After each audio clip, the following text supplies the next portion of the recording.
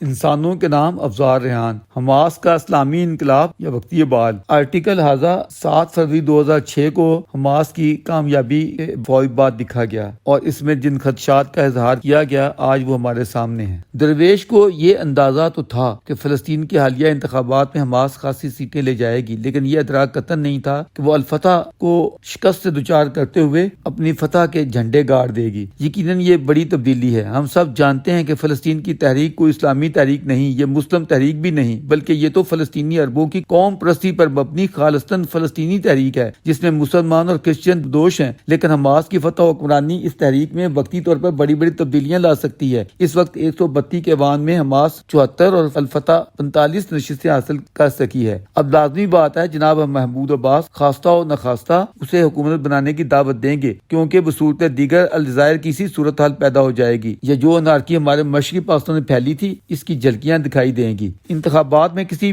گروہ یا پارٹی کی جیت کے بعد اسے اس کا جمہوری حق نہ دینا جمہوریت کے لیے زہر اور ملک و قوم کے لیے بربادی سے کم نہیں ہوتا۔ اس لیے اس امر کا تو سوال ہی پیدا نہیں ہوتا کہ ناپسندیدہ نتائج آنے کے بعد جیتنے والے کو انتقال اقتدار میں لیت و لاز سے کام لیا جائے۔ البتہ یہ بات قابل غور ہو سکتی ہے کہ کیا الفتح کو بھی شریک اقتدار کرتے ہوئے حصہ و قدر جثہ دے کر ایک قومی نوعیت کی حکومت قائم کروا دی جائے۔ ہماری نظر میں یہ سوچ بھی فی الوقت بدتر نتائج کی حامل ہوگی۔ ہر دو جماعتوں میں جو نظری بعد المشرکین ہے اس کے پیش نظر ایسی کسی بھی کاوش کے نتائج سوائے سر پٹول کے اور کچھ برآمد نہیں ہوں گے۔ اگر حماس کی حکومت جناب محمود عباس کی صدارت کے ساتھ چل جائے یہی بڑی بات ہوگی۔ حماس جیسی مسلح تنظیم کا راستہ اگر روکنا تھا تو اس کا طریقہ یہ تھا کہ انتخابی قوانین میں ایسے افراد اور گروہوں کے لیے انتخابی عمل میں داخل ہونے کی بندش ہوتی جو مسلح جدوجہد پر یقین رکھتے ہیں۔ اصل بربادی اسی سے شروع ہوئی ہے کہ آپ لوگوں نے ایک ایسی تنظیم کو انتخابی مارکے میں شامل کیوں کیا جو جمہوریت پر یقین ہی نہیں رکھتی اور جو مسلح جدوجہد اور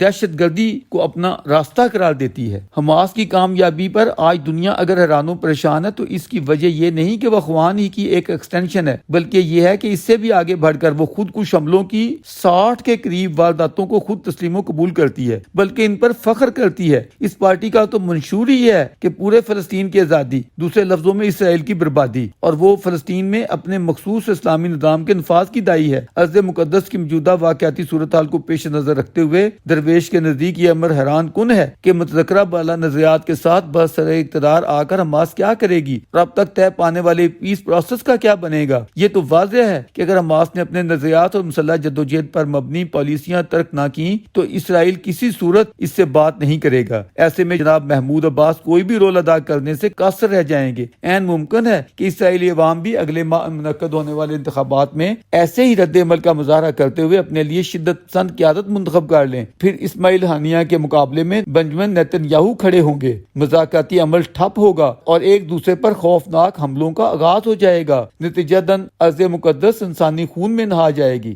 دنیا میں سب سے آسان مشغلہ دوسروں پر بیجا تنقید ہے۔ جب کوئی اپوزیشن میں ہو تو بے ہنگم الزامات عائد کرنا زیادہ مشکل نہیں ہوتا۔ ایسی صورت میں اکثر بہت سی نان پریکٹیکل باتیں کی جاتی ہیں، لیکن جب سارا بوجھ اپنے ہی کندھوں پر آن پڑے تو جذباتی نظریات اور نعروں کا بہت سا نشہ از خود اتر جاتا ہے۔ اکثر تلخ واقعات و حقائق نکال دیتے ہیں جو پھر بھی نہیں سمجھے ان کا انجام صدام حسین جیسا ہوتا ہے۔ یہ تو ہماری موجودہ دنیا کے تازہ ترین حقائق ہیں۔ سمجھدار وہ ہے جو بیک وقت حالات اور تاریخ سے سیکھتا ہے۔ اسی لیے تو کہتے ہیں کہ وقت سب سے بڑا استاد ہوتا ہے۔ جو سبق کوئی مدرسہ، اسکول، کالج یا یونیورسٹی نہیں سکھلا سکتی وہ وقت سکھلا دیتا اور سمجھا دیتا ہے۔ امید کی جا سکتی ہے کہ شیخ احمد یاسین اور عبدالعزیز رنتیسی کے پیروکار بھی اقتدار میں آ کر بہت کچھ سیکھیں گے۔ ویسے بھی ہمارے فلسطینیوں کو اپنے کاروباری معاملات چلانے اور اپنی زندگیوں کو خوشگوار بنانے کے لیے بیرونی امداد کی اتنی ہی ضرورت ہے جتنی ہمارے غیور افغان بھائیوں کو۔ اس وقت یہ امداد سب سے زیادہ امریکہ اور یورپی یونین فراہم کر رہے ہیں۔ سوال پیدا ہوتا ہے کہ اگر حماس کی شدت پسندی کسی ضابطے میں نہ آ سکی اور مغرب نے فلسطینی اتھارٹی کی امداد روک دی تو اس سے فلسطینی قوم کے لیے جو مسائل پیدا ہوں گے حماس ایسے بحران کا سامنا کرنے سے قاصر رہ جائے گی۔ لہذا حماس کے لیے ضروری ہے کہ وہ اپنے سابقہ کردار کو بھولتے ہوئے اب اسرائیل کے ساتھ جیو اور جینے دو کی پالیسی اپنا لے۔ 1993 سے لے کر اب تک جناب یاسر عرفات اور محمود عباس نے